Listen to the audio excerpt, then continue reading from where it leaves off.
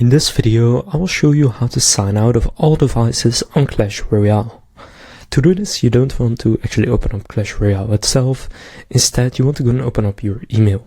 Then once you are signed into the correct email, so the one that is connected to your Clash Royale account and to your Supercell ID, just gonna search in your mail for Supercell ID and then warning or whatever language it may be in for you.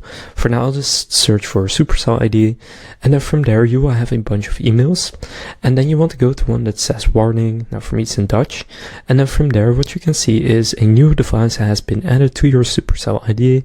From there scroll down and click on the "This is not my device" button, which is the pink one right here, and then go and open it up.